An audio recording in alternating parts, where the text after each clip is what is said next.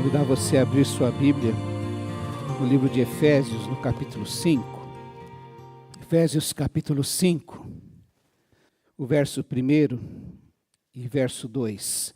Nós estamos em maio. Maio nós sempre celebramos o mês da família e já começamos, né, desde quarta-feira passada, participando no primeiro lar de Casas de Paz. E aqui, durante os nossos cultos, nós vamos, mais uma vez, pensar sobre família.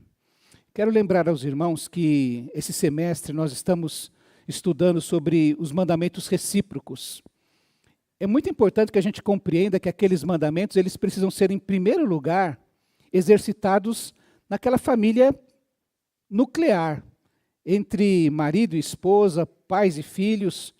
É o primeiro lugar onde nós aprendemos a amar uns aos outros, perdoar uns aos outros, aconselhar uns aos outros, servir uns aos outros, viver no meio de cânticos, salmos e hinos espirituais. Então, agora a gente pode, depois que a gente vive aquilo em casa, tentar também transportar isso para a vida da igreja, dessa família estendida, nossa família da fé. Então, em maio vamos pensar sobre isso. E hoje eu gostaria de pensar sobre a importância do amor. Como o amor é o elo, é aquilo que a gente chama de amálgama, é o cimento que reúne, que une os tijolos, que vai dando liga. E o amor é muito importante, ele é essencial. Então nós vamos começar a pensar esse mês a respeito disso, hoje pensando nesse amor. Diz lá Efésios capítulo 5, versos 1 e 2. Portanto, sejam imitadores de Deus como filhos amados, e vivam em amor como também Cristo nos amou e se entregou por nós como oferta e sacrifício de aroma agradável a Deus. Quero convidar você a orar mais uma vez. Pai querido, nós te agradecemos o privilégio deste momento, desta liberdade, destes nossos irmãos, deste lugar, ó Deus, no qual nos reunimos para te adorar. Pedimos, ó Deus, que o teu Santo Espírito tenha liberdade entre nós, de falar a cada um de nós, de quebrantar cada um de nós, para nos formar novamente, ó Deus, à imagem de Jesus Cristo. Vem estar entre nós, falar conosco, ouvir nossa oração, receber o nosso louvor, ouvir, ó Deus, as nossas orações. Nós te pedimos isso para que em tudo que o Senhor fizer, o Senhor seja honrado e nós possamos experimentar a tua boa, agradável e perfeita vontade. Nós oramos gratos por tudo que o Senhor vai fazer, no nome precioso e poderoso de nosso amado Senhor e Salvador Jesus Cristo. Amém, ó Deus. Muito bem, meus irmãos. O que é o amor? Essa é a grande questão. Os filósofos, desde a antiguidade, tentam definir o que é o amor. Eu não sei o que você pensa do amor. Eu me lembro muito pequeno que a gente aprendeu que quando Jesus morreu na cruz, ele nos amou. E um dos primeiros versículos que eu decorei foi João 3,16.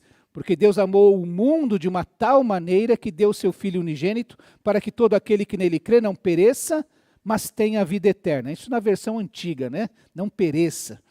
Mas eu aprendi a respeito disso. A gente vai crescendo, vai chegando na adolescência, encontra uma mocinha bonita e começa a achar, o que é o amor? O amor parece que não é uma cruz.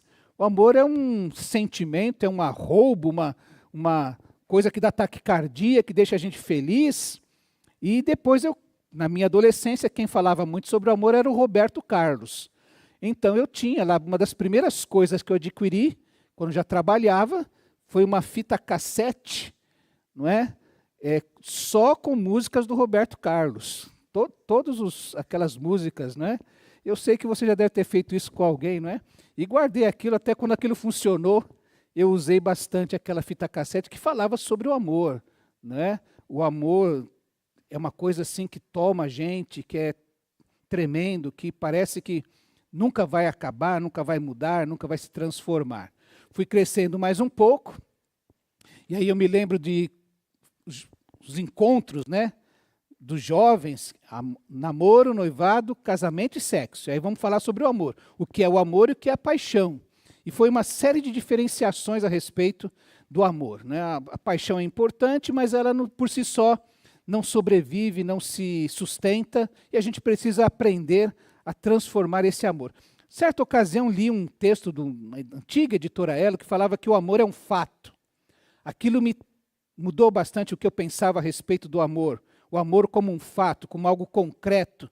Não é apenas esse sentimento, não é apenas uma emoção que é complexa, mas é também algo que se transborda, que se manifesta, que se efetiva na realidade das pessoas, no dia a dia das pessoas.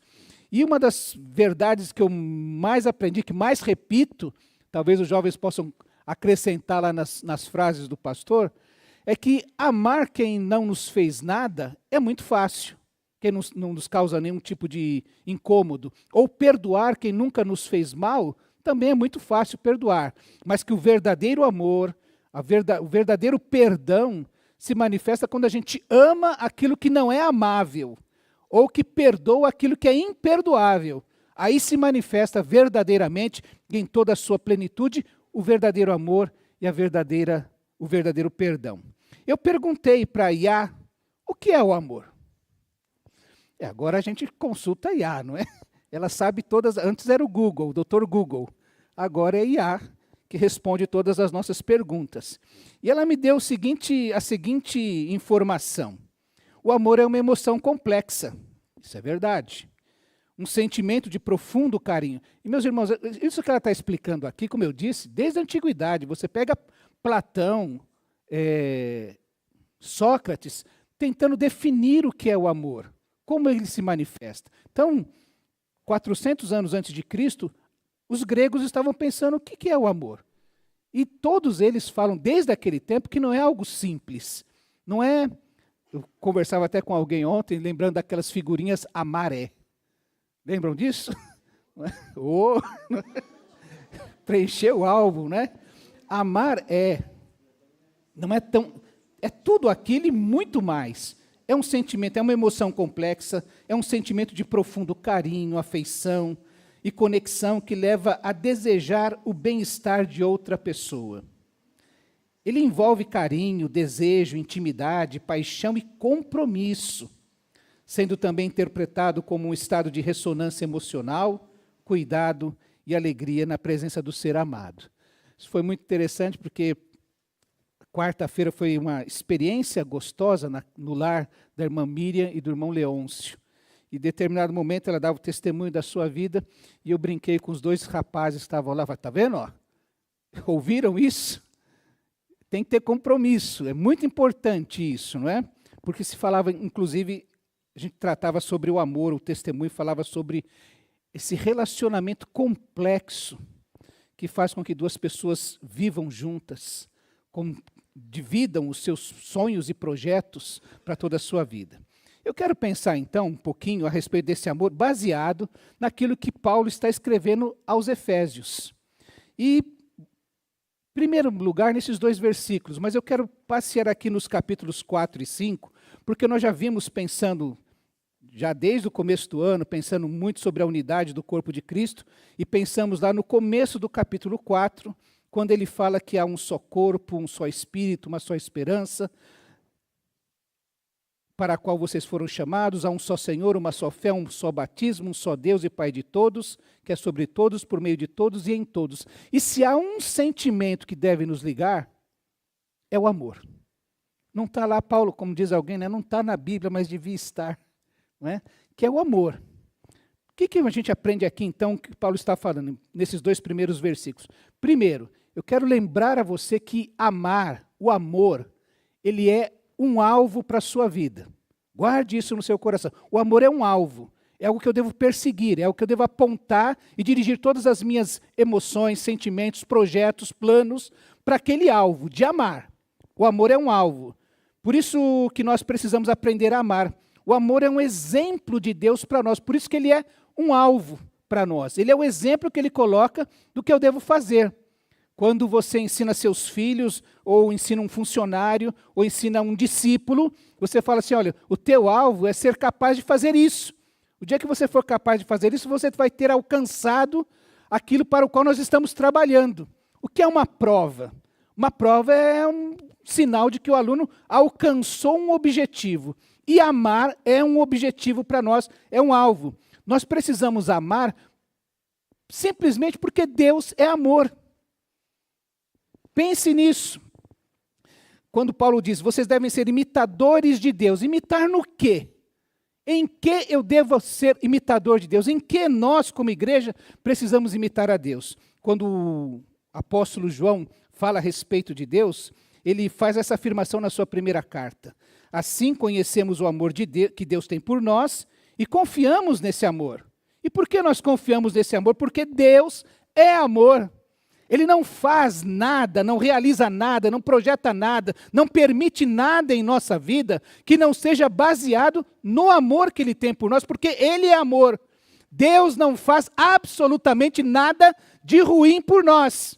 Isso nos ensina, meus irmãos, eu não sei qual é a circunstância que você vive, qual o sentimento que toma o seu coração nesse momento, mas eu posso afirmar com toda certeza que não é, se vem de Deus, não é mal. O que você está passando não é uma permissão de Deus na sua vida para que aconteça o mal, mas para que haja o bem na sua vida. Quando nós aprendemos que a vontade de Deus é boa, agradável e perfeita, nós aprendemos que todos os caminhos de Deus, absolutamente todos os caminhos de Deus, manifestam o seu amor por nós. Quando Paulo escreve aos Romanos mesmo, ele vai dizer, olha, não existe criatura, não existe circunstância, não existe nada nesse mundo, nem no futuro, que possa nos separar do amor de Deus que está em Cristo Jesus.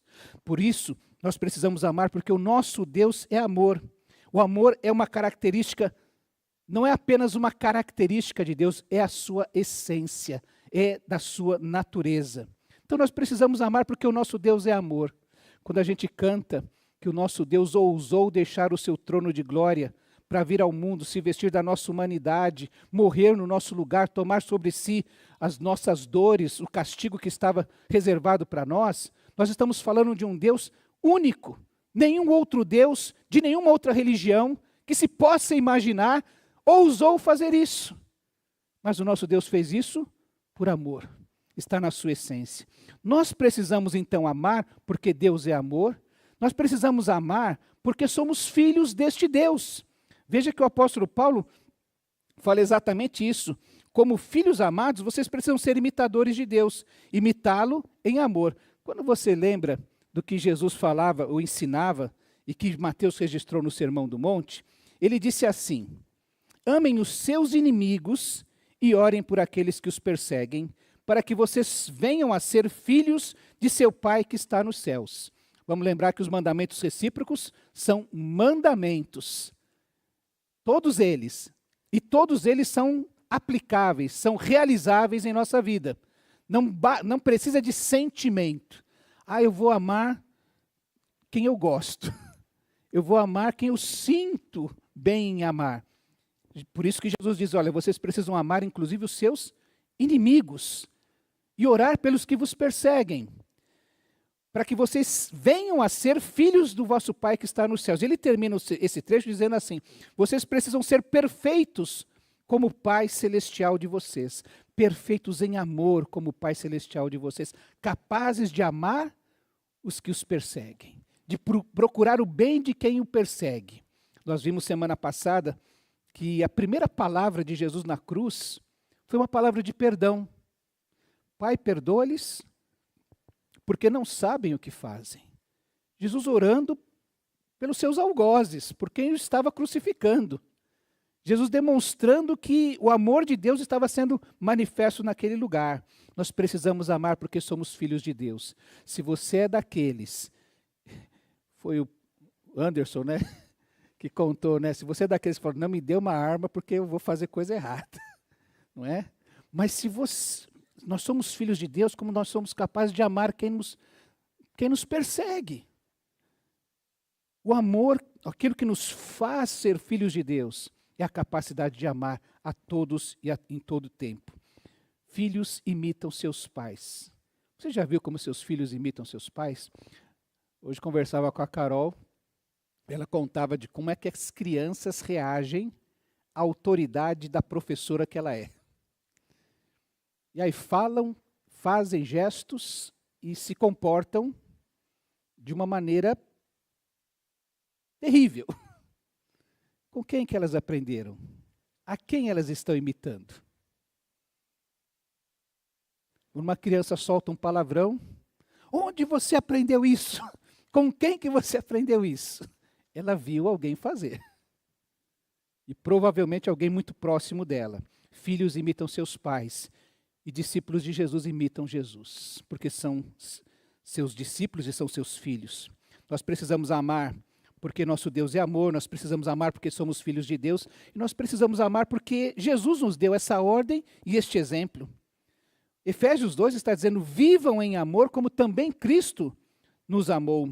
Na última ceia foi esta palavra de Jesus. As últimas orientações que Jesus tinha para dar aos seus discípulos eram aquelas. E a palavra dele para eles foi exatamente essa. Amem-se uns aos outros, como eu os amei, vocês devem amar-se uns aos outros. Com isso, todos saberão que vocês são meus discípulos. Nós devemos amar. Porque o nosso Jesus, o nosso Mestre, o nosso Senhor, o nosso Salvador, nos orientou que deveríamos fazer isso. E mais ainda, disse que aquilo que vai nos identificar no meio de uma multidão, no meio de todas as oportunidades, todas as alternativas que nós temos no mundo, que vai mostrar, ó, esses aqui são discípulos de Jesus verdadeiramente, é o amor.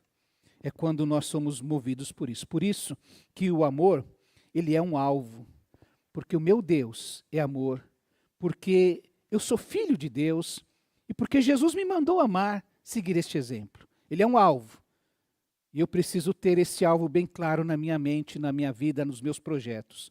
Segundo lugar, que é decorrência desse primeiro, eu estou buscando esse amor, é que ele é uma marca na minha vida. Se há algo que a pessoa ou as pessoas com as quais eu convivo precisam identificar na minha vida, é o amor. A minha esposa precisa perceber que eu amo.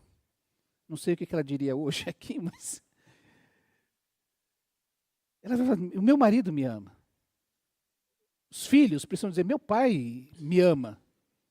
As ovelhas que eu tenho que pastorear precisam dizer, meu pastor é amoroso. Se tem uma coisa que a gente não quer ouvir jamais é que meu pastor não sabe amar. Embora a gente ouça de vez em quando.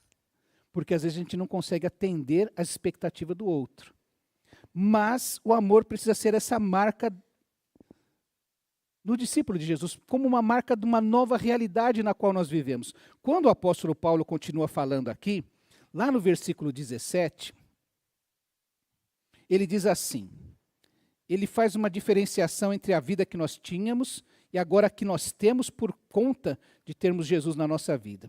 No verso 17 ele diz assim, assim eu digo a vocês e no Senhor insisto, que não vivam mais como os gentios que vivem na inutilidade dos seus pensamentos. Eles estão obscurecidos no entendimento e separados da vida de Deus por causa da ignorância em que estão, devido ao endurecimento do seu coração, tendo perdido toda a sensibilidade, eles se entregaram à depravação, cometendo com avidez toda espécie de impureza. Paulo está dizendo que, olha, não vivam mais como gentios. Vocês um dia foram esses gentios que não tinham conhecimento de quem era Jesus Cristo, não tinham ainda tido uma experiência com Cristo. E quando ele mostra como é que era esse, ele vai chamar depois de velho homem, como era esse velho homem, esta antiga maneira de viver, esse jeito gentil de viver, diferente do povo de Deus, ele define então que, primeiro, a inutilidade dos seus pensamentos. As ideias que se tem a respeito de Deus, as ideias que se tem para se buscar a Deus, elas são inúteis. Aquela antiga maneira de viver. Não sei se você já fez simpatia, já pagou promessa, já ajoelhou no milho, já fez um monte de coisa. Você fala assim, olha, se eu fizer isso, Deus vai olhar para mim. E a gente sabe que isso tudo é inútil. Deus não olha para nós por causa disso. É uma decisão dele amar a humanidade. Mas termos acesso a Deus passa por Jesus Cristo. Portanto, aquele modo antigo de pensar era inútil. O seu entendimento estava obscurecido. Paulo vai falar que, olha, as pessoas que não entendem o Evangelho estão com seus olhos vendados. Elas precisam ter essa venda tirada dos olhos para enxergar a glória do Evangelho de Cristo Jesus. Eles estão separados da vida com Deus. A salvação é um tipo de relacionamento com Deus que permite que a cada dia eu o conheça mais e melhor. Guarde isso no seu coração, porque tem muita gente falando de Deus, buscando a Deus, mas o que ele tem buscado e vivido com Deus não é salvação. É o que ele tem na cabeça dele, mas isso é inútil, porque isso o mantém separado da vida com Deus. O seu coração continua endurecido, porque ele não aceita a mensagem deste evangelho. Perdeu a sensibilidade. É como se a Bíblia fala sobre essa consciência cauterizada, que criou um calo que impede que haja sensibilidade naquele local. E meus irmãos, essas pessoas, eu quero falar para você que está pensando assim, eu acho que faz sentido essas ideias que estão sendo propagadas na nossa sociedade, no nosso tempo. Eu tenho alguns temas que entre a juventude da nossa igreja evangélica, você fala assim, mas os jovens cristãos, os jovens dos filhos dos crentes, os meus filhos, os meus conhecidos, eles pensam dessa maneira? Porque há uma narrativa, há um movimento tão denso para plantar na nossa mente que nós estamos errados, que nós somos retrógrados, conservadores, errados,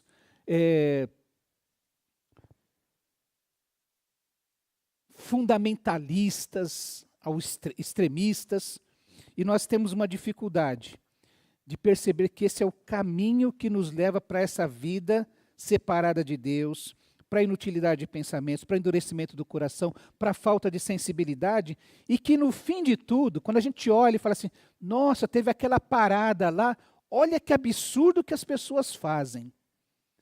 Olha que absurdo que aqui chegamos. Fulano, que devia amar uma só pessoa até que a morte o separasse, já está no 12º casamento. E assim mudando como quem troca de roupa.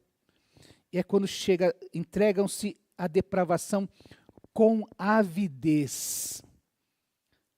Os seus desejos estão completamente corrompidos. Paulo vai falar sobre isso quando escreve aos Romanos, dizendo assim, olha, chegou um ponto que Deus simplesmente falou assim, ó, eu entrego vocês aos seus desejos. E essas pessoas vão, então, viver da maneira que querem. Essa é a antiga vida. É o referencial que existia. Porque todo mundo faz. Pastor, a gente vai ficar para trás, a gente vai ser incapaz de conversar com essa geração se a gente não afirmar o que eles querem ouvir. Esse é o referencial antigo, é o velho homem. Mas Paulo vai falar que agora nós devemos ter uma nova vida, um novo referencial. Por isso que no verso 20 ele diz assim, todavia, não foi isso que vocês aprenderam de Cristo.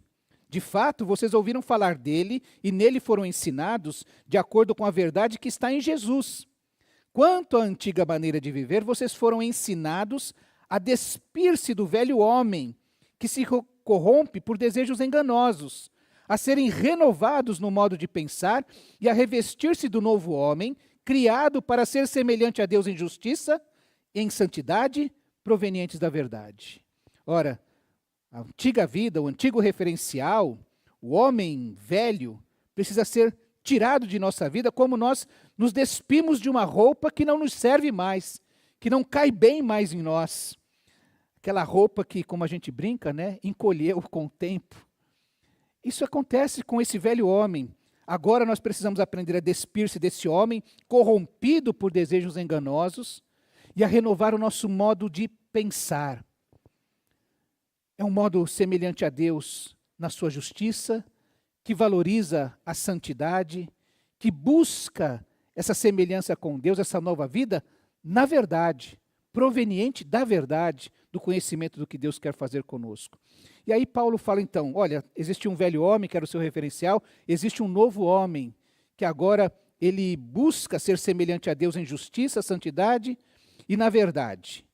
E não dá para a gente falar sobre amor sem falar sobre fatos, sobre comportamentos, sobre moralidade.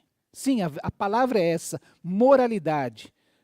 Conceitos, valores que nós temos e repassamos para a nossa próxima geração. E aí Paulo fala o seguinte: portanto, vocês que abandonaram, deixaram de ser esse velho homem, que começaram a se vestir deste novo homem, cada um de vocês deve abandonar a mentira e falar a verdade ao seu próximo, pois todos somos membros de um mesmo corpo. Quando vocês ficarem irados, não pequem, apaziguem a sua ira antes que o sol se ponha, e não deem lugar ao diabo. O que furtava, não furte mais, antes trabalhe, fazendo algo de útil com as mãos, para que tenha o que repartir com quem estiver em necessidade. Nenhuma palavra torpe saia da boca de vocês, mas apenas a que for útil para edificar os outros, conforme a necessidade, para que conceda graça aos que a ouvem. Não entristeçam o Espírito Santo de Deus, com o qual vocês foram selados para o dia da redenção. Livrem-se de toda amargura, indignação e ira, gritaria e calúnia, bem como de toda maldade. Sejam bondosos e compassivos uns para com os outros, perdoando-se mutuamente, assim como Deus os perdoou em Cristo. O novo homem tem uma vida marcada, em primeiro lugar, pela integridade. Abandonar a mentira e falar a verdade ao seu próximo, pois todos somos membros de um mesmo corpo. O amor nos faz buscar a integridade. O amor nos faz buscar a integralidade, como nós lidamos com os nossos sentimentos. Quando vocês ficarem irados, não pequem. Apaziguem a sua ira antes que o sol se ponha e não deem lugar ao diabo. Olha que coisa linda que Paulo fala aqui para nós. O crente pode ficar irado, mas não é para ir dormir irado. Apaziguem a sua ira antes que o sol se ponha. Porque o novo homem, ele busca santidade, busca justiça proveniente da verdade. Então, os nossos sentimentos podem ser tratados de maneira integral. A gente não nega o que sente, a gente trata o que sente de acordo com a palavra de Deus. O amor também nos leva a viver uma vida de honestidade. O que furtava, não furte mais. Antes trabalhe, fazendo algo de útil com as mãos, para o que tenha o que repartir com quem estiver em necessidade. O trabalho é uma bênção. Você já ficou desempregado? Primeiro dia do desemprego, a gente já fica sem dormir, não é? Esse dinheiro que eu tenho aqui da rescisão vai acabar uma hora. Eu preciso arranjar um emprego antes que acabe. Você já começa a ficar preocupado. Então, trabalhar é uma bênção, te traz paz. Só de saber que dia 5 cai lá, vai pingar, não é? É pouco, mas pinga. Já te traz tranquilidade. O trabalho foi criado por Deus para nos trazer subsistência, mas além disso, para que o nosso trabalho possa abençoar os outros, quem está fragilizado. É por isso que Deus espera que nós sejamos ofertantes generosos, que ultrapassemos o compromisso simples, mas que possamos ser generosos. Por isso, o amor nos faz buscar uma vida de honestidade e, por fim, uma vida de santidade. Nenhuma palavra torpe saia da boca de vocês, mas apenas a que for útil para edificar os outros, conforme a necessidade, para que conceda graça aos que a ouvem. Meus irmãos, eu não sei como é que você vive hoje. Me incomoda profundamente as conversas que têm palavras torpes, palavrões, palavras de baixo calão, como você quiser interpretar. Recebi, um colega mandou, seria cômico se não fosse trágico, né? Um monte de recortes de pregadores que perderam a linha enquanto estavam pregando. Daqui a pouco soltaram um palavrão no púlpito. Assim como as crianças falam palavrão porque ouviram alguém falar, alguém que no calor da pregação solta isso no meio da pregação, é porque estava cuidando de se alimentar destas coisas. Nós precisamos aprender aqui a palavra torpe não traz edificação alguma, não traz graça, não abençoa quem está ouvindo.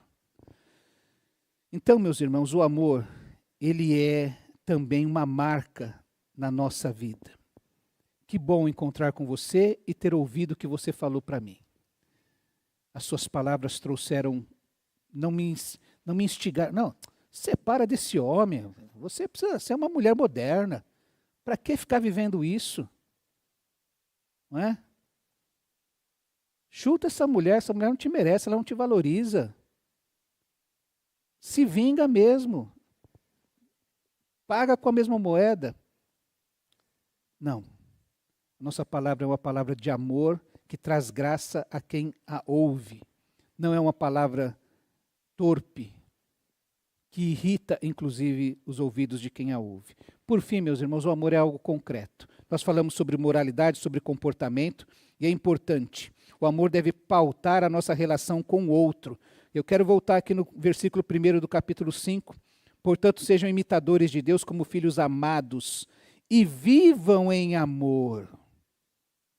A gente não vive em amor sozinho. Precisamos viver em amor, como também Cristo nos amou e se entregou por nós em oferta e sacrifício de aroma agradável a Deus. O amor é concreto porque o amor de Cristo foi concreto. Ele se entregou pelo outro, ele se entregou como oferta. Toda oferta, você já percebeu? A gente vem aqui e entrega a nossa oferta. Se você colocou seu recurso, suas notas ou seu cheque, não sei se existe mais isso até, ou se você já fez a sua oferta, você entregou. Embora eu até autorize o tesoureiro a fazer isso de vez em quando, mas você entregou. Esse dinheiro não lhe pertence mais, não é? Morreu, é oferta, é sacrifício, está entregue. Você não conta mais com isso. A oferta é exatamente isso, é uma entrega que deixa de existir para nós. Ela vai abençoar o outro agora. Foi assim que Cristo fez. Ele se entregou pelo outro. O amor e o outro, o amor trata o outro com respeito e compromisso. E aqui, meus irmãos, a gente vai falar sobre família. Tem aqui um grupo de jovens, os jovens geralmente sentam lá em cima. Os filhos de Deus tratam a sexualidade com respeito e compromisso. Olha o que Paulo fala a partir do verso 3 do capítulo 5. Aquilo que nós agasalhamos no coração. Entre vocês não deve haver nem sequer menção de imoralidade sexual, como também de nenhuma espécie de impureza e cobiça, pois estas coisas não são próprias para os santos, para o homem novo. Meus irmãos, quando a gente pensa em... Você já pensou que todo palavrão tem uma conotação sexual? Uma hora que você parar para pensar aí, pensa, fala, nossa, todo palavrão que eu conheço, que eu já ouvi, tem uma conotação sexual. E geralmente quem fala muito é porque tem problema com a sua sexualidade, com a sexualidade dos outros, de uma maneira geral. Jesus uma vez falou para nós, falou lá em Mateus, sobre como é impossível, que essas coisas são incoerentes. E ele diz assim, uma árvore boa dá fruto bom, e uma árvore ruim dá fruto ruim, pois uma árvore é conhecida pelo seu fruto. Raça de víboras, como podem vocês que são maus dizer coisas boas, pois a boca fala do que está cheio o coração. O homem bom do seu bom tesouro tira coisas boas e o homem mau do seu mau tesouro tira coisas más. Por isso que Paulo fala, não deve haver nem menção, porque quando vocês começam a mencionar, e como eu falei, começam a achar normal, normalizar, não tem nada demais, é porque o seu coração já está agasalhando estas coisas ruins. Já está agasalhando essa normalidade, já está achando que o que é tão ruim não é tão ruim assim. Então a gente precisa tomar cuidado exatamente com isso, porque quando eu amo o outro, eu não agasalho no meu coração coisas ruins a respeito dele. As palavras revelam nossos sentimentos e pensamentos, o caráter acumulado internamente em nós. É por isso, domingo inclusive eu falei sobre isso, né? Às vezes você conversa com alguém que você sabe claramente qual é o time que ele torce, qual é a coloração política dele, mas você não consegue saber direito assim se ele é ou não um discípulo de Jesus.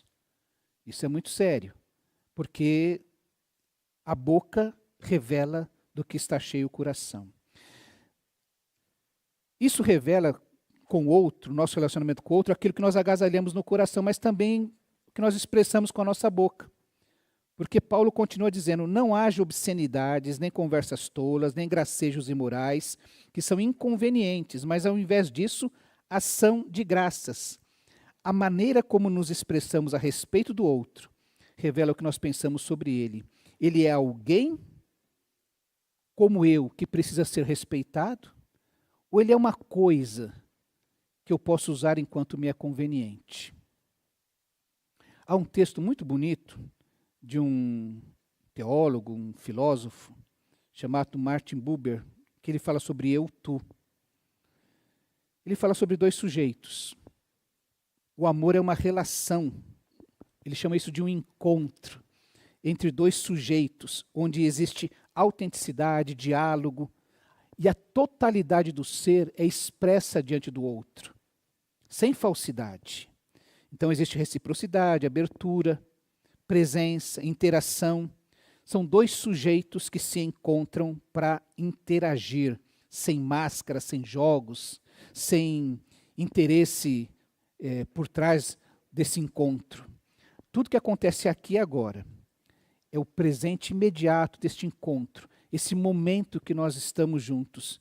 Isso revela o que eu penso a respeito do outro. Se você é um outro, o eu, tu, dois sujeitos iguais que convivem, ou se eu trato você como eu, isso. Eu uso você porque eu preciso que você me ouça, que você me ajude, que você me sirva, e quando você não puder me ouvir, servir e andar comigo, eu descarto você. Esse é um erro grande, porque o amor é concreto. E se a gente trata o outro como isso, nós não estamos amando o outro, nós estamos amando a nós mesmos. Por fim, meus irmãos, para onde você está caminhando? O que o seu caminhar revela sobre você hoje? Aquela pergunta que eu quero deixar de novo com os jovens, não é? Se você fosse preso hoje, acusado de ser cristão, haveria provas suficientes para condenar você? As pessoas encontrariam evidências de que você de fato é o que está sendo acusado de ser? Isso revela... O amor pode ser uma das marcas que vai revelar isso. Veja o que Paulo diz no versículo 5, para terminarmos. Porque vocês podem estar certos disto. Nem o imoral, o impuro ou ganancioso, que é idólatra, tem herança no reino de Cristo e de Deus. O imoral, o impuro, o ganancioso, tudo isso é idolatria. Nós queremos satisfazer o nosso próprio ego. Mas isso não tem herança no reino de Deus. Ninguém os engane com palavras tolas, pois é por causa destas coisas que a ira de Deus vem sobre os que vivem na desobediência. Portanto, não participem com eles destas coisas. Eu quero desafiar você a viver para herdar.